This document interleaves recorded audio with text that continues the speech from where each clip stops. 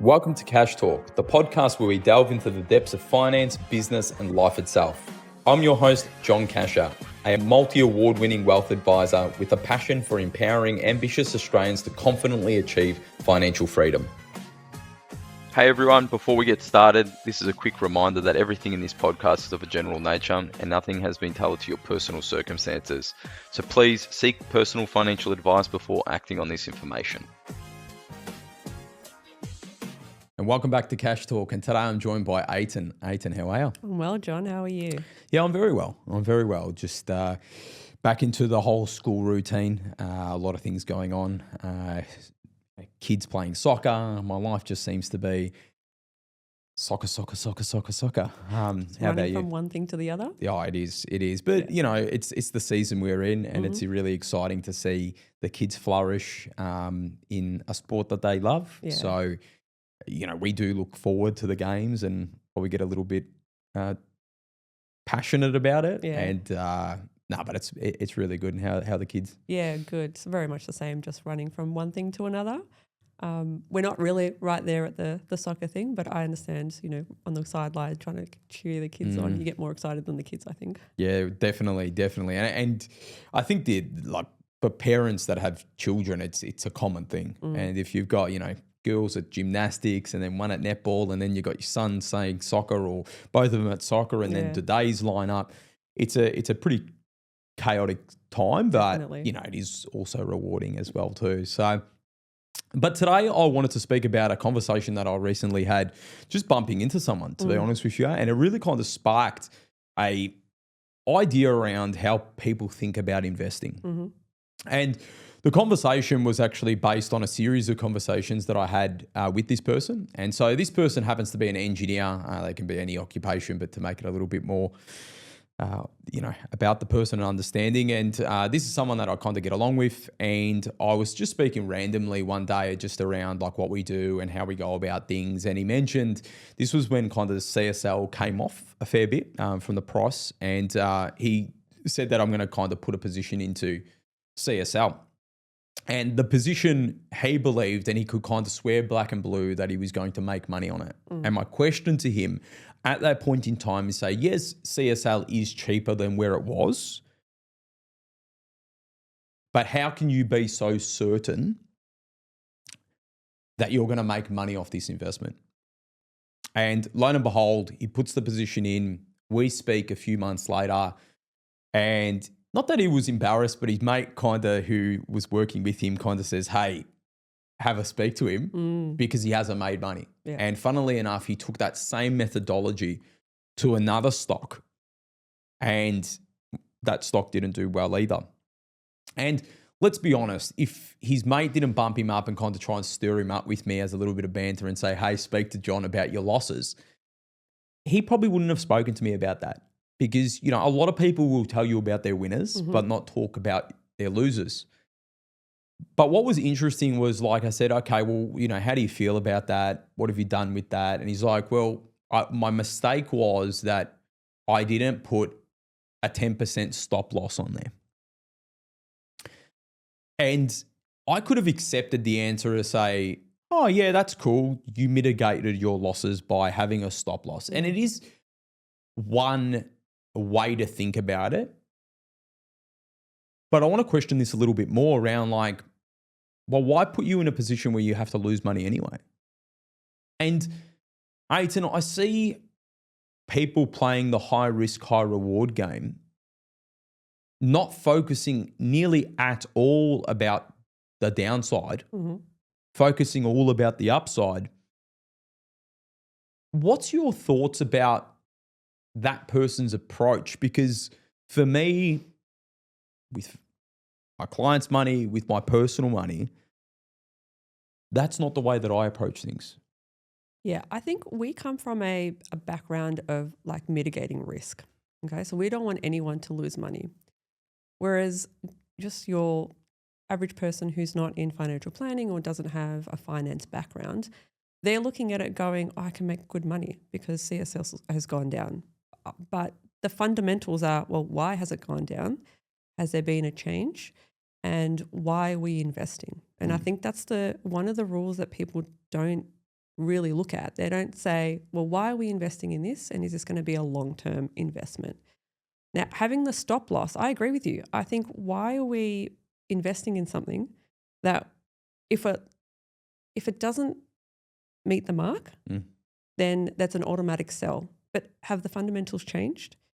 Are we then going to buy back in after if it like drops a little bit further? Like, what is the premise behind that particular investment? I mean, it could be CSL, it could be anything else.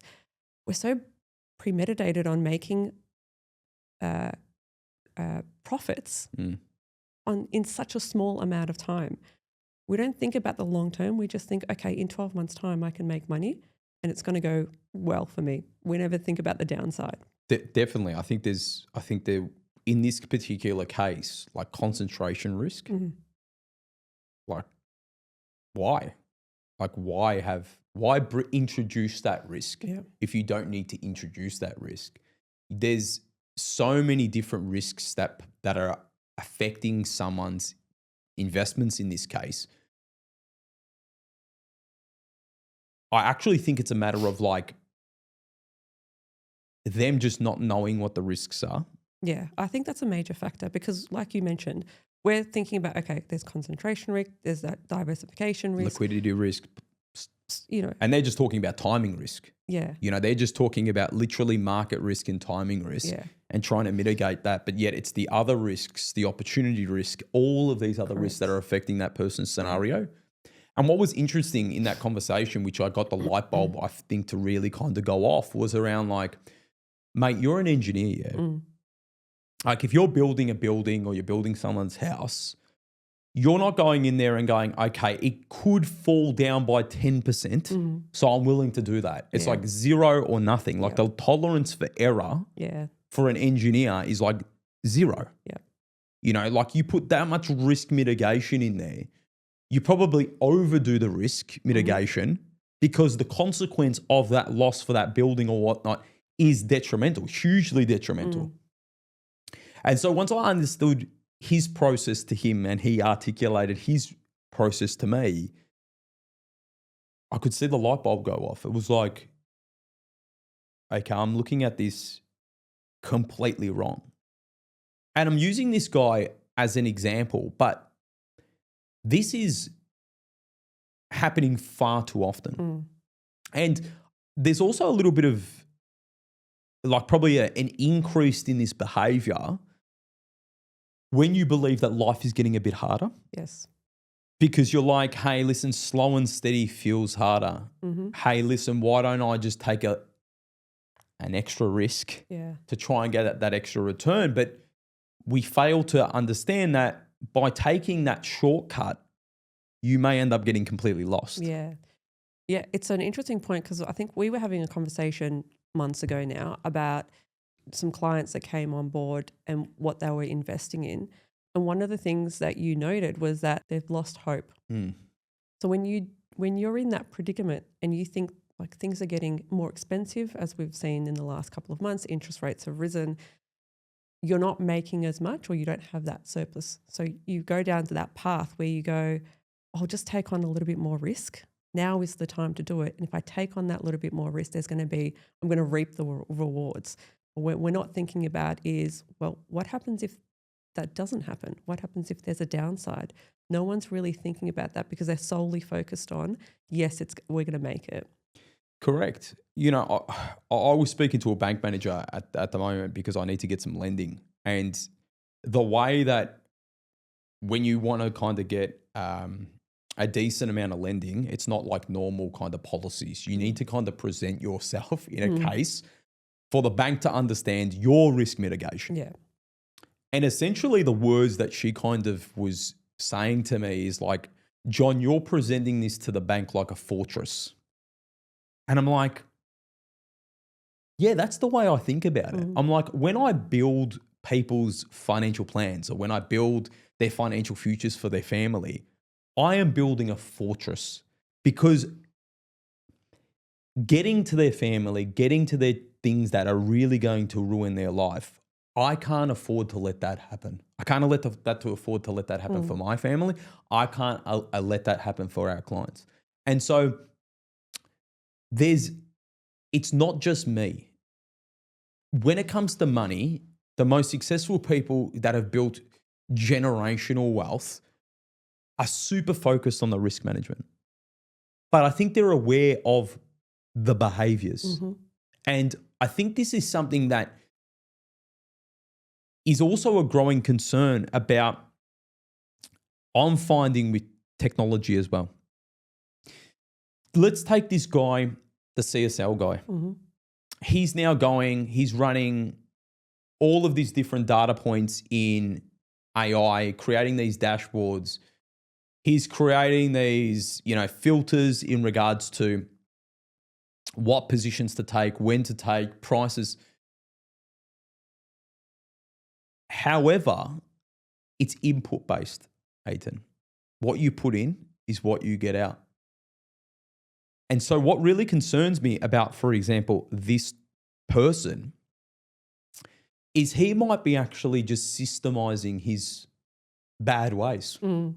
Have you thought about this? His biases. His biases are actually being embedded. Yeah. And the thing is with technology, and especially with AI, there's this kind of authoritarian view that the AI has, the way that it talks to you. It's also very encouraging. Mm-hmm. So it'll be like, Ayten, you're doing the right thing by taking this position because, yes, CSL is. Yeah. Without understanding the complete picture, not because it's trying to hide the complete picture, it's because you actually haven't put in the complete picture. Yeah, correct. Yeah. And so when you don't have that, how is that affecting? Well, I believe now I'm seeing money being lost in people's financial worlds, not from our clients, thankfully, but other people at an accelerated level because AI is enhancing their bad ways. It's accessibility as well. So AI is there. We've got different areas that you can invest in. Obviously, we've got shares, and we've also had, always had shares. But it's easier to open up a brokerage account. Crypto, we're seeing a lot of crypto investments. I mean, during COVID, it was NFTs, and that kind of like took off. So I think people ultimately are just looking for that short-term gain. They don't want to sit down and focus on the long term because that for them I think feels like it's too far away. I want it right now is I think where the problem is, and then they're looking for avenues and like you said AI to try and help them in that short-term gain. I actually want to bring up, because I actually had this with you that we were speaking about, the 5-year return of the S&P 500. Because what was interesting was I was actually preparing for this podcast and I wanted to kind of see how Bitcoin has gone in regards to the S&P 500. And as of the 6th of May, the 5-year return cumulative, so that what that means is the actual total return, not the per annum return, of the S&P 500 was give or take 72% in comparison to 38% in Bitcoin. Yeah. What's your thoughts when I like we obviously spoke about, but when I first told you that, what was your thoughts on that? My initial thought was, I think if people were investing in Bitcoin and they saw those returns, they'd be shocked because there is a sense that for whatever reason, Bitcoin always goes up. Bitcoin's going to make us good money. But again, it goes back to the fundamentals. Like, what are the fundamentals of crypto? What are we investing in? What is its purpose? We know what we're investing in shares, for example. We're investing in companies. They're either growing, they're, producing something, a service, a product, whatever it is. We can see fundamentals. But crypto is just it's a speculative asset. A speculative asset. And this is where I'm getting to, is around like, if you think about the S&P 500, people are like, it's boring, John. It's like the tortoise and the hare. Yeah. You know what I mean? Hey, I like the fast car. I like the hare. I want to take the shortcut. Over the last 5 years, that's a very significant difference. 72% versus 38%. That's a huge difference in the last 5 years. Now, don't get me wrong. If you invested in crypto 10 years ago, 15 years ago, you would have made an absolute mozza. But the reality is most people have jumped on in the last kind of 5 years, that kind of post-COVID scenario. Yeah. But S&P's boring, John. And then it's like this distraction to, okay, I'm going to get into these direct investments. I'm going to kind of take this position because it's this constant get rich quick, this Yeah. constant like attraction Just to chasing. Yeah, but it's like if you actually think about it and take the emotion away from it, the guy with the CSL, the people with the crypto, how should I be actually building wealth? And we are big advocates for this because we know it works, but you need to actually be working on yourself more. Mm. What happens if I could be a wealth creation ninja?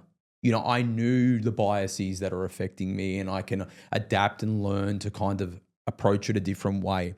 What happens if I started teaching my children younger? Because yes, at one point I am going to pass away. It's likely to go to my children and I want to be making sure that they understand how to build and make money.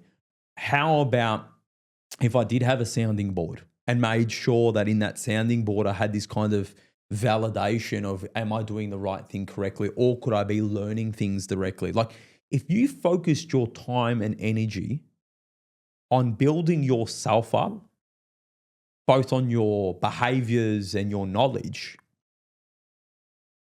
you would be 9 times out of 10 much more better off than the 1 in a million chance of you hitting a winner that's going to. Yeah. Am I going insane or like? Well, I mean, this is the thing, and the day to day, you're not really focused on that. As just a person on the street, as a mum and dad, we're not focused on that because we're so busy. Because our main focus is, okay, well, we've got this large mortgage, as most people would have these days, or we're trying to buy a house. Yep. We want to secure a home.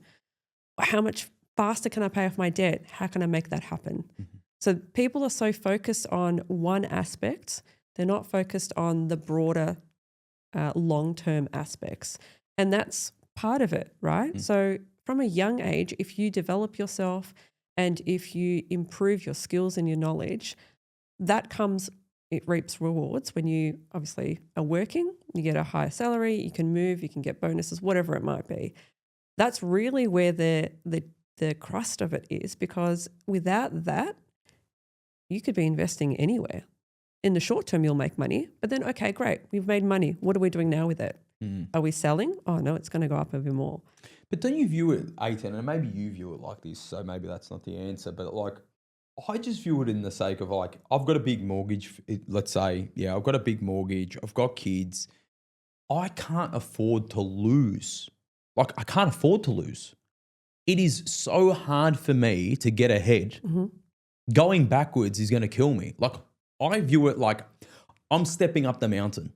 I've got 10 steps up, landslide happens, I'm now 20 steps back. Yeah. Like, I'd rather take the path where I know I'm going to go one step at a time. I will end up getting to the top of the mountain, but I can't afford to go like, oh my goodness, imagine getting 3/4 of the way up and then I fall down. Like, that's my mindset. Yeah. I think that we're trying to get to the finish line quicker, yet it's taking us longer. What's the trick? What's the flip in the mind? Like, is it I think there's a combination. It's a matter of, I don't want to pay for knowledge. Well, I can get that for free on the internet with AI, John. Yeah, it's a concern. There's probably a few podcasts coming up about it, to be honest with you. But like, yeah, the barbecue advisor has turned into the AI agent. You know, the AI companion, hasn't it? Yeah. You know, it's scary. It's scary around, you know, you wield that kind of technology with taking positions on, should I buy this? Should I buy that? Should I allocate my money? Should I? With also no recourse. You know, I was hearing that, I think it's Mel Robbins. She done like a seminar or whatever, and she kind of told everyone to get their finances sorted by uploading all their information into like ChatGPT and like forget about the privacy stuff, which is a massive concern. But wow, like what are you asking it? Yeah. Yeah. And like, ultimately, like you said, it's the inputs. But excuse me, when you're thinking about your future, you're not thinking about the landslide. You're just thinking about the upside. You are. And I think now you've got this element of there's always been know-it-alls, but now it's like know-it-alls equipped with a level of I'm now superhuman. And actually another conversation came recently. I've been trying to find a good builder.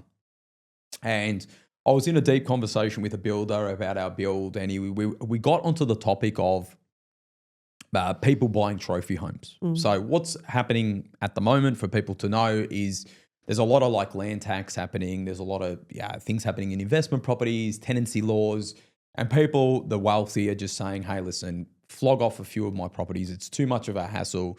Let's put it into a trophy home. At least it's a capital gains 3 asset, and they're buying 7, 8, 9, 10, $15 million houses. Yep.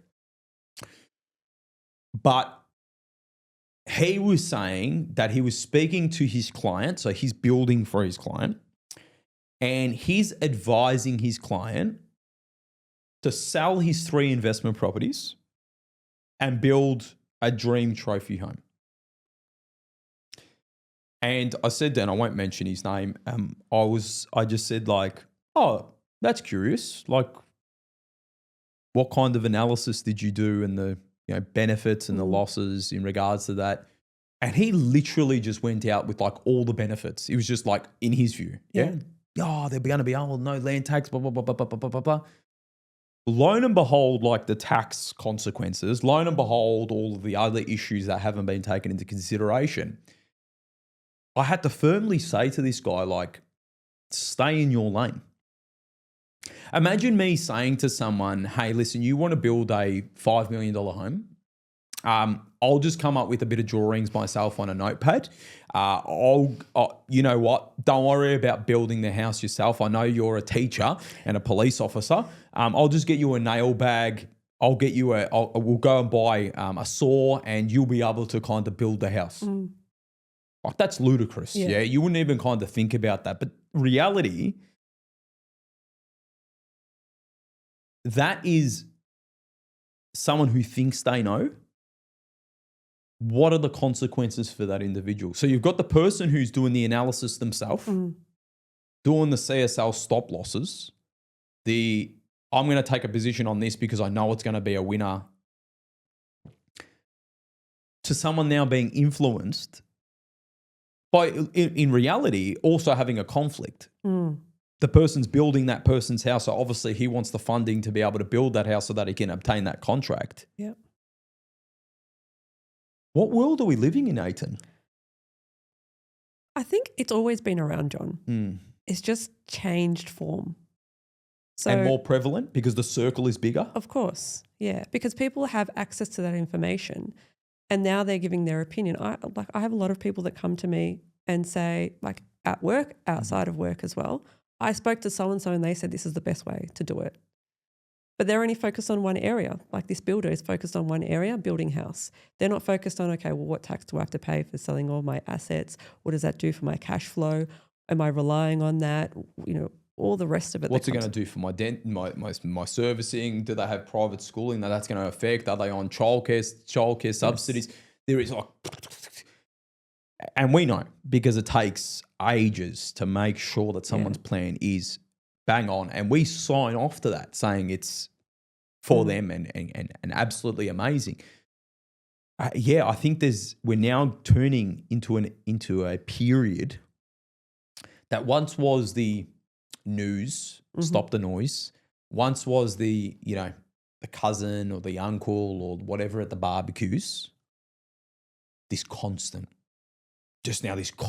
overload. And what are you doing to block that out? Because everyone's there to take your money away from you. I think everyone's there to give you an opinion, unsolicited. As well. Regardless of if you want it or not. Oh, no, that's not good for you. You should go do this. I have a lot of those prospective clients. Well, you speak to one person, they say, buy this house. You speak to another person, they say, invest your money in here. You speak to another person, they say, do this. it's like everyone's giving you their advice. Not many people come to you and say, look, hey, I just want my stuff to be boring. Yeah. Create certainty of me achieving my goals. Yeah, no one said that to me ever. But that's actually what you want. Mm. Like, we just talked at the start of this podcast about how crazy our life is. Mm. Imagine your finances being that crazy too. Yeah. You can understand where the overwhelm comes from. I'm just like, hey, listen, Ayten, I want this, and this. Can you just create certainty of that happening? Anything more than that, bonus, but I want that to happen. Yeah. Remove all the risks of that not happening. Mm. And when you boil it down and you go to, okay, what are my absolute certainties that I want in life? You might say, hey, I need $100,000 a year when I'm 60 years old to be able to retire. I want to go on a holiday each year. I want to go, da, da, da. You break that down. They're your certainties. If there is anything that's taking you away from you achieving those certainties, why are you doing them? Yeah. Why are you even listening? Thank you very much for your opinion. I really appreciate that. But I've got to test it to see if that's going to de-risk me, increase my risk of achieving my certainties or not. Yeah. It's a bit like the news. You gotta just, it's white noise. Often when people used to give me advice, not about finances, parenting, family, whatever it is, I would just say, yeah, thanks very much. I'll think about that. And I would just move on. Because I think the moment that you engage is when you then think about, okay, well, maybe that could happen. Maybe I should explore that. That person is giving their biased opinion, and we just need to be aware of what our goals are, what are we trying to achieve, and that stability, because like you said, it's everything else in our life that is so chaotic. To be able to invest and put stop losses on your investments and follow this and invest in there and look at the fundament, it takes a lot of time. That's a full-time job. Definitely. You know, I think about like why I don't DIY. Like I don't DIY. Like my lending is done through a lending advisor, yet I'm a qualified mortgage broker. My financial advice and my financial planning is done by someone in our team because the reason, but I don't DIY. Like my legal stuff, and I'm doing a few like restructures at the moment and doing a few legal stuff. Like I could put that into ChatGPT, or I could put that into Gemini, Claude, or whatever you use, and it could give me 98% of the information. But that 2% is what will break the fortress. And one crack brings down the whole thing. So what do? I pay for legal advice. Yep. When my lawyer sends me back the recommendations, it's lengthy, but he's risk mitigated. And not only has he risk mitigated, he has signed off at the bottom of that. That's what you do.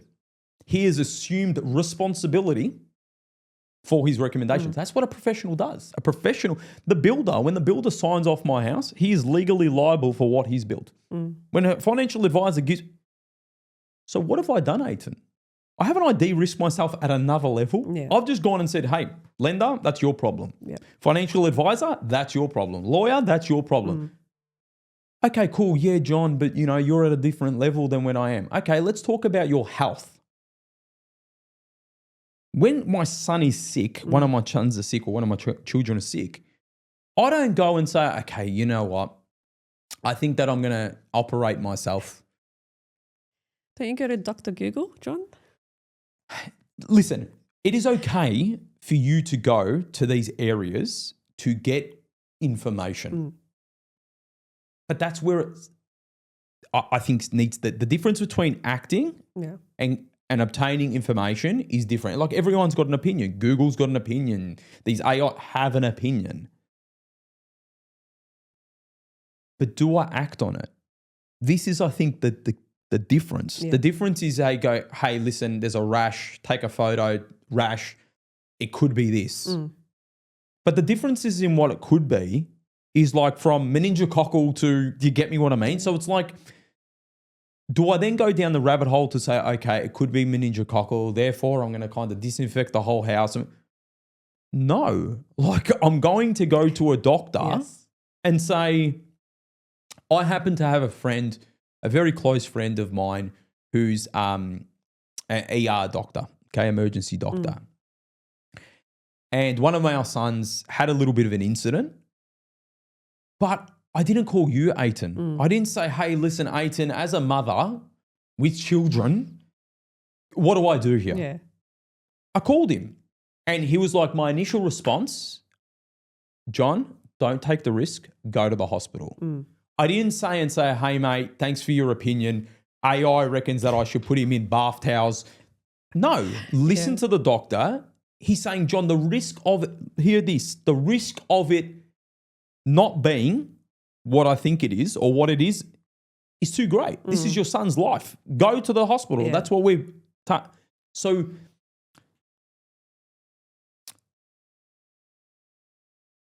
we need to be aware of our own behaviors. We need to be aware more than ever about what's affecting. We need to be aware what the elite performers are doing. Yeah. You know this because you've got an insight, Ayten. Our wealthy families are not DIY. They're not DIY. And they, for them to do something is actually more of a problem than anything, because something that I realized on my journey to kind of build wealth, give the risk to everyone else. Give the risk to anyone else. Like my engineer who's designing our house. John, what do you think? I think that I think what you think.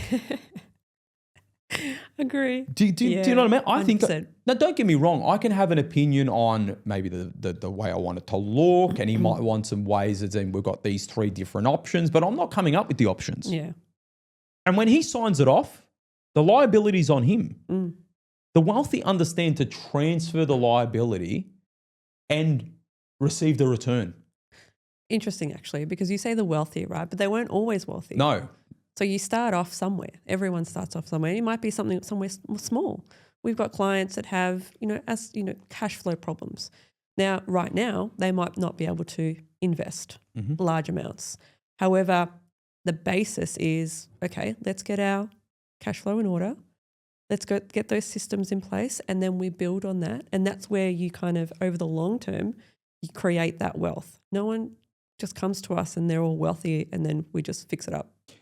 The 100%, and to double down on this, there's a moment in time in that person's life where they realize,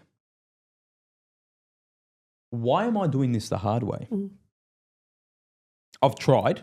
It's sometimes generational. My parents did it like this, blah, blah, blah, blah, blah. But Ayten, you've got a master's in financial planning. You've been doing this for a long time. If I can pay so that I don't need to do the thousands and thousands and thousands of hours of work, name your price. Because if you're willing to sell me your time, I'm willing to buy it. Yeah? Yeah, agree. I look at my children. Me and Burja at the moment are speaking about, like, what do we want to teach them? They're now getting to the age where things like private tutors, what do we want to do there? Hopefully no tutors are listening to this. They're cheap. I'm going to be able to buy their time to teach my kids exactly what I want them to teach them. Yeah. The ROI on that hour of investment, multiply that over years and years and years of development, take my money. Yeah. What have I done? Like probably 40,000 hours, maybe 50,000 hours? For someone to be able to buy my time to advise them on either their business or on their wealth, they're not buying my hour, as in like that. They're buying my hours, my years of knowledge applied to their situation so that they don't need to do it. With an added bonus, I'm signing it off. If I'm advising you on your wealth, I'm also saying, yeah, and I also am de-risking you at the same time. So the person who's just starting out, cash flow, how do you break through that ceiling? There's a light bulb moment that goes off where you say, hey, for me to break through to that next level, I need someone at that next level or above to help me break through that. Yeah. Yeah. And it's acknowledging that you can't do it, right? It's too hard. Let someone else take on that risk for you. And then you just follow what they're saying. Obviously, because they've got those hours behind them, they know what they're doing. They've tried and tested before with other people. And it gives you the freedom to not worry about that anymore. That's one less thing you got to think about. My business coach or my mentor has been in business for about nearly 50 years. I can't pay him enough. How am I going to accelerate 50 years of a world-class international business knowledge? If I didn't pay for that, what do I need to do, Ayten? Like literally, like what do I need to do? 50 years of hours. Learning how many mistakes along the way, how much, him simply just saying, hey, listen, man, back in 1988, we did this and it didn't work and it cost me $500,000 by making that decision. Maybe when you're going to make that decision, maybe think about blah, blah, blah, blah, blah. You can't pay enough for good advice. I'm going to repeat that again. You can't pay enough for good advice. Bad advice makes the good advice look really cheap because bad advice will ruin your life. Of course. It's the crack in the fortress. And so when you talk about, hey, listen, oh, John, are you just talking about, no, I'm talking about advice in general. I'm not talking about just financial advice. I'm talking about all of your advice. Yep. And so when you look about that and you look where this information is coming from, how am I investing? What's my investment approach? How did I develop that? Whose opinions am I listening to? Am I actually getting the right advice? What's that causing me? What's the information that's getting put into all of this? Like simply, I don't know if a lot of people know this, but a lot of the information from these AI tools are not up to date with legislation. They're not like right up to date with legislation.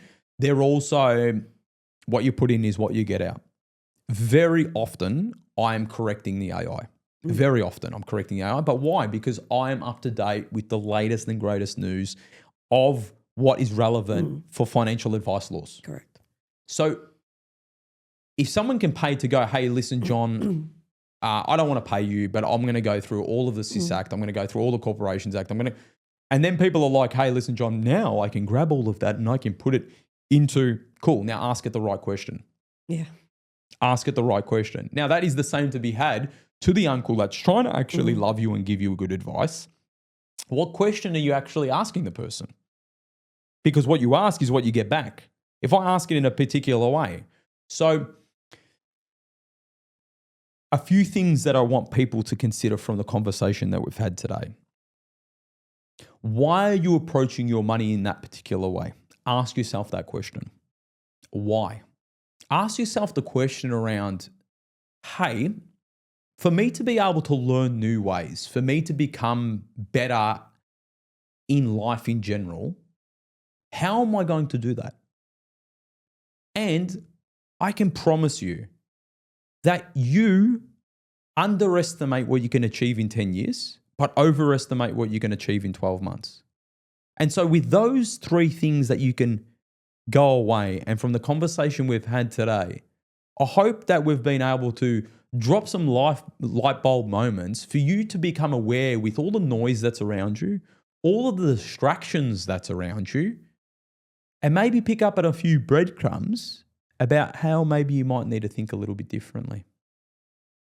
But Ayten, thanks for jumping on today. Hopefully you enjoyed that podcast.